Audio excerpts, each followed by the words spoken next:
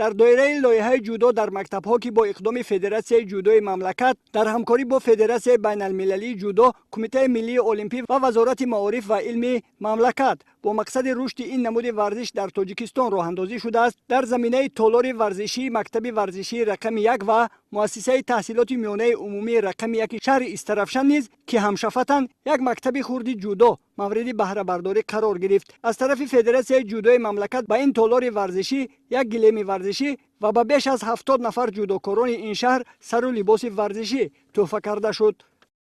خوشبختانه رهبریت شهر استرافشان بسیار یک تالار با هوای زیبا جدا کردند و از روی این برنامه فدراسیون بین‌المللی یک تتمه و لباس‌های مخصوصی کیمانوهای گوشتنگی جدا کردند. در پیام آخرانی که پیشوای معظم ملت داده بودند، اوید همکاری زشت برای سالمی جامعه بین فدراسیون و ساختارهای مربوطه این جواباً به همین پیام می باشد و من باوری دارم که در شهر استرافشان در سالهای نزدیک در عملی شدن این اقدام جوانان این شهر حتما به نتیجه بهتری می رسند.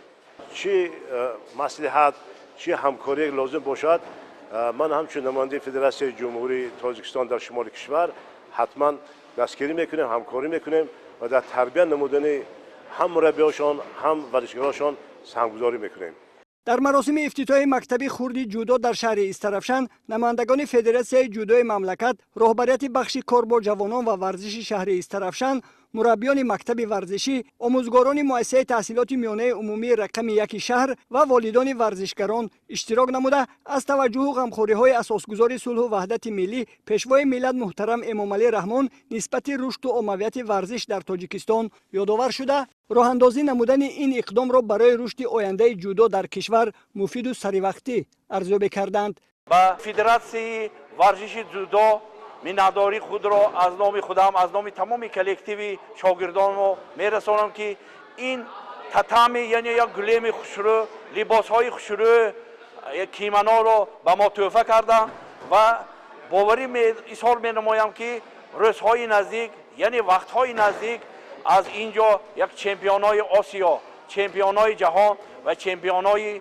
بازی‌های المپیک می‌براید. در شهر استرافشان دوستداران ورزش خیلی زیاد میباشند. عین زمان در مکتب ورزشی رقم 1 شهر نزدیک 80 نفر کودکان و نورسان و جوانان در این نمود المپی ورزش تمرین میکنند. عملی شوی لایحه جودو در مکتب‌ها امکانیت میدهد که من بعد مربیان این نمود بیش از پیش در جلب جوانان و نورسان به ورزش و در سطح بلند راه اندازی نمودن مشق و تمرین توجهی بیشتر ظاهر نمایند، زیرا من بعد آنها از طرف فدراسیون جودوی مملکت با معاش خوب نیز تامین کرده می شوند.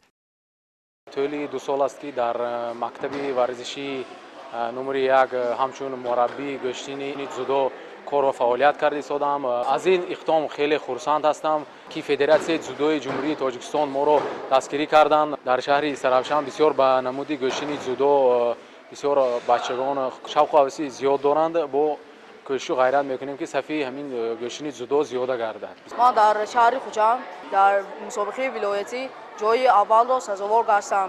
ما کوشش میکنم که باز در مسابقه های جمهوری برآمده باز جایهای نمایان را اشغال کنم. ما از همین گشاده شدن مکتب جودو ما بسیار ورزشکاران خرسند میباشیم. کوشش میکنیم که بسیارتر مشق کنیم و در آینده پرچم تاجیکستان را در عرصه جهانی بالا برداریم. مربیان و ورزشکاران در مجموع کل ساکنان ورزش دوست شهر استرافشان از این اقدام بالیده رو گردیدند، زیرا آنها اکنون امکانیت پیدا کردند که ورزشکاران خود را در نمود جودو نیز در مسابقه های بین المللی و جهانی مخلصی کنند. بیننده های عزیز، در شهر استرافشان اصلا نمودهای گوشتین یونانی رومی و گوشتین کمربندی معمول هستند و در این نمود ورزشکاران این شهر بارها با موفقیت و پیروزی ها نائل گردیدند. گشاده شدن مکتب جودو امکانیت میدهد که من بعد ورزشکاران شهر استرافشان در مسابقه های با نفوذ بین المللی و جهانی در نمود جودو کشور عزیز ما را معرفی کنند.